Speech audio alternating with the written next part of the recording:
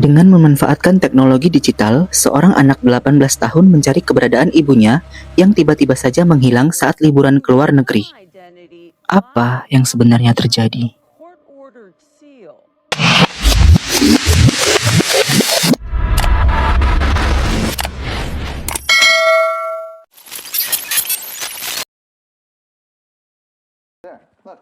Cerita diawali dengan Grace yang sedang memutar kenangan video.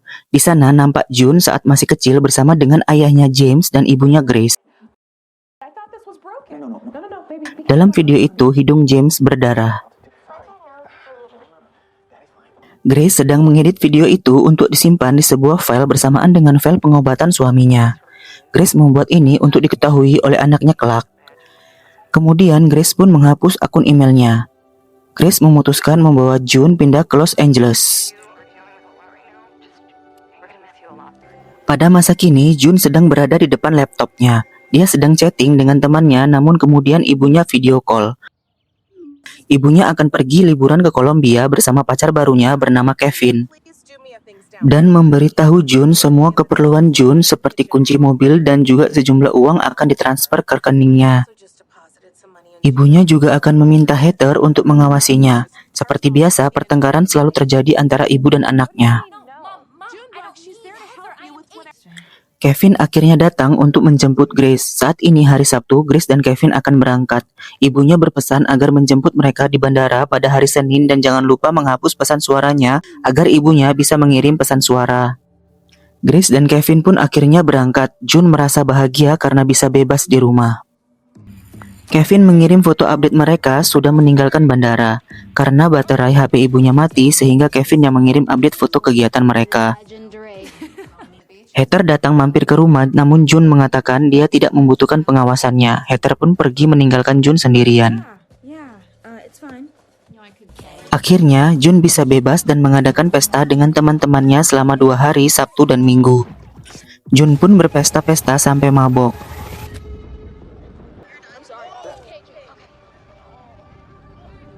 Di media sosialnya, ia memposting dirinya bersama ayahnya dalam rangka Hari Ayah. Dia sangat merindukan ayahnya yang telah meninggal dunia. Senin siang saatnya dia menjemput ibunya ke bandara, namun keadaan rumah berantakan. Dia pun memesan jasa cleaning service lewat internet. Di bandara, dia menunggu ibunya cukup lama, namun ibunya tidak kunjung keluar dari bandara. Dia pun menghubungi ibunya namun tidak ada tanggapan. Di rumah, dia mencari info nomor telepon hotel yang dipesan oleh ibunya. Dia bertanya kepada pihak hotel tentang ibunya. Petugas hotel mengatakan bahwa ibunya telah meninggalkan kamar tanpa membawa barang-barangnya. Dalam keadaan panik, dia pun melihat ada CCTV di hotel itu. June pun meminta rekaman CCTV itu. Petugas hotel pun mengatakan bahwa seseorang harus datang langsung ke sana untuk mendapatkan rekamannya. Rekaman CCTV akan terhapus dalam 48 jam. Setelah itu, June menghubungi Heather untuk meminta bantuannya. June disuruh mengisi formulir orang hilang dan mengirimnya ke FBI. Namun permintaannya baru akan diproses esok hari karena sudah jam pulang kantor. Keesokan paginya, dia dihubungi oleh Elijah, petugas kedutaan besar Amerika Serikat di Kolombia. June meminta bantuan untuk mengecek CCTV-nya. Namun petugas asing seperti Elijah tidak bisa untuk meminta rekamannya. June mencoba untuk masuk ke akun email ibunya namun tidak bisa. Satu-satunya petunjuk adalah foto ibunya di pesawat yang dikirim oleh Kevin. Formulir yang dikirim June ke FBI tidak terkirim sehingga FBI tidak bisa memproses aduan June. Kemudian June mencoba melihat memakai fitur live kamera namun tidak bisa menemukan ibunya juga. Tak habis akal, dia mencari semacam jasa untuk melakukan tugas di Kolombia. Dia menemukan aplikasi dan memesan Marco untuk melakukan tugas. Namun Marco hanya menggunakan WA dalam berkomunikasi. June pun mesti mendownload WA. June menceritakan semua kejadiannya kepada Marco. June pun meminta tolong kepada Marco untuk melihat rekaman CCTV di hotel tempat ibunya menginap. Sambil menunggu Marco mengecek CCTV, June menyelidiki Kevin melalui emailnya. Dengan cara menelpon call center dan bantuan suara temannya, Dia berhasil masuk ke akun email Kevin dan mengecek riwayat perjalanannya, namun kosong mulai hari Minggu. Sementara itu, Marco melaporkan bahwa rekaman CCTV sudah terhapus. Namun kebetulan petugas hotelnya adalah teman dari anaknya Marco. Dia mengatakan bahwa pada saat itu, Kevin sedang mencari toko yang menjual sekop dan juga palu. Mendengar itu, Jun langsung mengecek transaksi kartu kreditnya Kevin dan mendapati riwayat pembelian di toko di area Getsemani. Di area itu ada 8 toko yang berkaitan. Jun pun meminta Marco untuk mengecek seluruh toko-toko itu. Sementara itu, Jun masih mengecek email Kevin dan mendapati email masuk dari wanita lain baru-baru ini. Jun juga mendapati banyak email yang diblokir oleh Kevin. Ternyata akun-akun itu adalah akun-akun yang telah ditipu oleh Kevin selama ini. Kevin menggunakan nama yang berbeda-beda dalam melakukan aksi penipuannya. Jun masih bingung dengan wanita yang mengirimkan foto dirinya kepada Kevin. Dia pun mengecek media sosialnya untuk mencari tahu. Rupanya wanita itu pun sudah tidak nampak dan tidak masuk kerja selama 2 minggu. Jun masih mengotak-ngatik email Kevin. Dia melihat fitur tempat yang paling sering dikunjungi. Dia pun mendapatkan tempat yang sering dikunjungi dan juga ada nomor kontaknya yang bernama Jim. Kemudian dia menelpon Jim dan bertanya mengenai Kevin. Kenapa ia sering datang ke sana? Jim pun menjawab bahwa Kevin mempunyai masa lalu yang kelam, sehingga ia membutuhkan semacam terapi keagamaan untuk masa lalunya itu.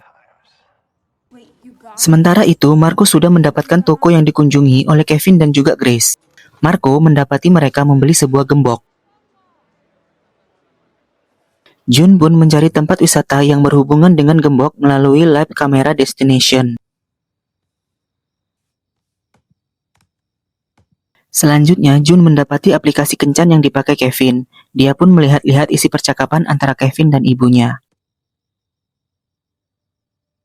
Kembali ke live kamera, Marco menemukan destinasi yang berhubungan dengan gembok dan menemukan gembok terpasang di jembatan cinta. Jun pun mengulang rekaman videonya. Ternyata benar Kevin dan ibunya mengunjungi destinasi itu beberapa hari sebelumnya. Sesaat kemudian, Jun dikabari oleh Kedutaan Besar Amerika Serikat di Kolombia bahwa Kevin dan ibunya telah disandera oleh kelompok bersenjata di Kolombia. Pihak kedutaan besar masih berusaha terus menelusuri keberadaan mereka. Jun semakin putus asa atas kejadian ini. Ketika Jun akan mengakhiri pencarian pada hari itu, dia mengecek kembali foto-foto update yang dikirim oleh Kevin.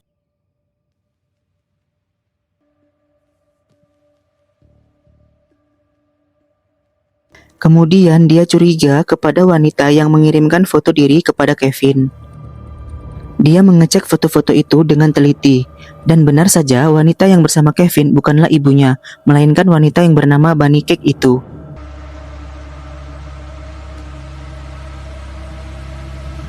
Bersamaan dengan itu, pihak FBI merilis DPO Kevin dan juga wanita yang bersama Kevin, yang ternyata bernama Rachel Page.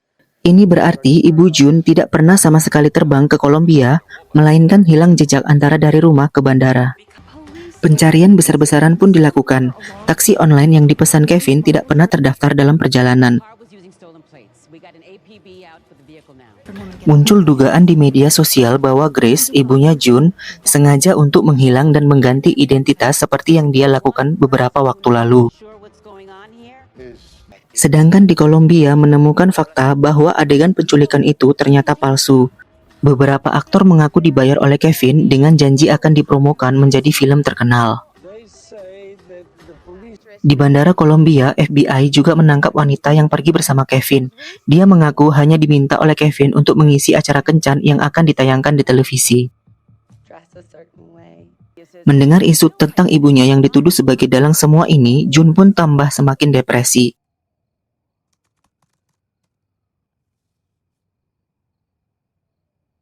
Masih mengotak-ngatik email Kevin, Jun menemukan riwayat penggunaan pesan rahasia yang digunakan oleh Kevin. Jun pun langsung mencari tahu dan login ke aplikasinya. Di sana dia mendapati Kevin pernah berinteraksi dengan seseorang tak lama setelah kejadian hilangnya sang ibu. Jun mengetik minta nomor handphone dengan alasan handphone Kevin hilang. Jun diberi nomor handphone dan ternyata itu nomor handphone hater. Jun pun langsung menuduh hater sebagai dalangnya dan akan pergi menemui hater di kantornya. Sesampainya di kantor hater, dia menemukan beberapa foto yang mencurigakan. Tiba-tiba ada seseorang, namun ternyata itu hanya petugas kebersihan. Ketika sedang bersembunyi, Jun menemukan kalung hater hancur berantakan. Kemudian dia mencari seisi ruangan. Jun mendapati hater tewas tercekik. Atas kejadian itu, Jun semakin putus harapan. Ibunya hilang, semua isi rekening ibunya juga lenyap. Terpantau Kevin sedang chat seseorang di pesan rahasia bahwa dia sudah tersudut di Kolombia. Dia mengatakan tidak mau berada di penjara lagi.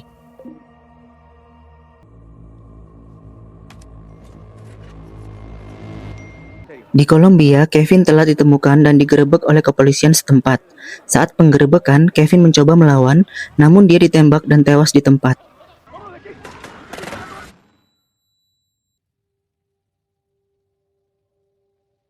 Terlihat Jun sudah putus harapan dan sedang mengotak-ngatik laptopnya. Polisi juga sudah meninggalkan rumah Jun. Seketika Jun ingat password yang belum dicobanya untuk masuk ke akun email ibunya. Akhirnya dia berhasil masuk ke akun email ibunya. Di dalam akun email ibunya, dia menemukan satu akun email yang diblokir oleh ibunya. Kemudian dia mencari di akun Kevin apakah akun itu ada hubungannya dengan Kevin. Ternyata Kevin pernah menyeting kamera CCTV untuk orang tersebut. Jun pun langsung login untuk melihat kamera-kamera tersebut.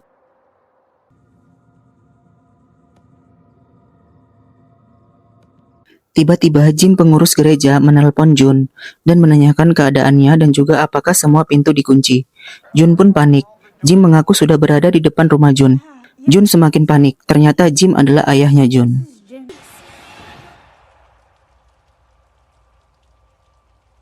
Ayahnya berkata akan menjelaskan semuanya dan minta untuk dibukakan pintu.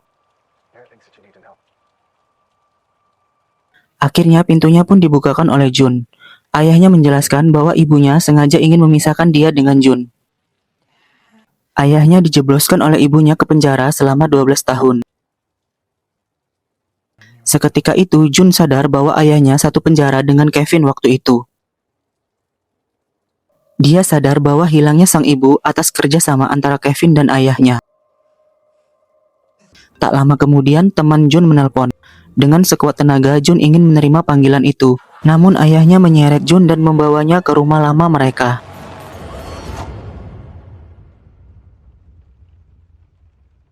Kembali ke masa lalu, ternyata James dulunya adalah seorang pecandu narkoba dan sering melakukan kekerasan dalam rumah tangga terhadap Grace.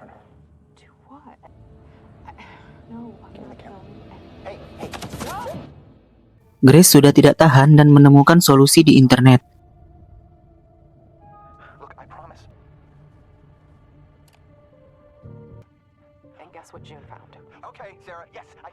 Grace bertemu dengan hater untuk membantu memperkarakan James. Grace kemudian mengganti semua identitas dirinya agar tidak bisa ditemukan oleh James, termasuk perubahan nama dari Sarah ke Grace. Kembali ke masa kini, Jun dibawa ke rumah lama mereka dan disekap di sebuah ruangan. Sedangkan James akan membunuh Grace yang dia sekap di ruangan lainnya.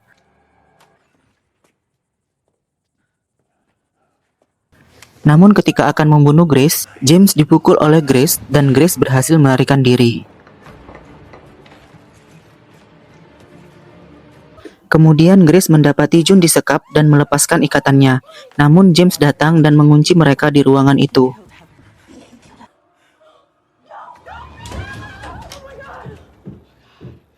Jun teringat dia memakai jam Android dan akan menelpon Marco melalui WA.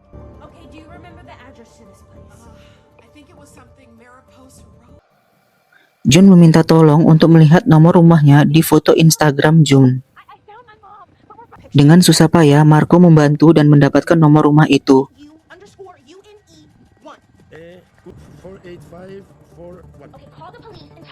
Namun James menyadari dan mengambil jam itu sampai terjadi penembakan kepada ibunya.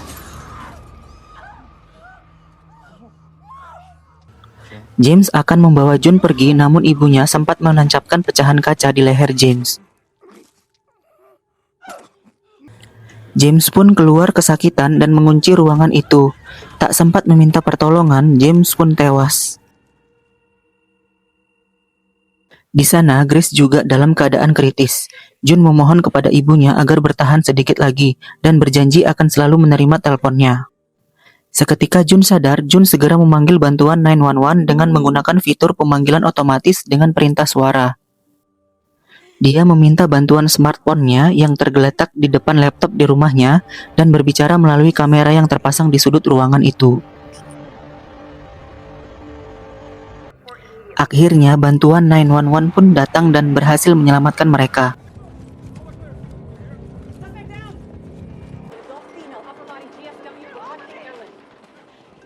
Di akhir cerita, June dan ibunya sudah kembali hidup normal.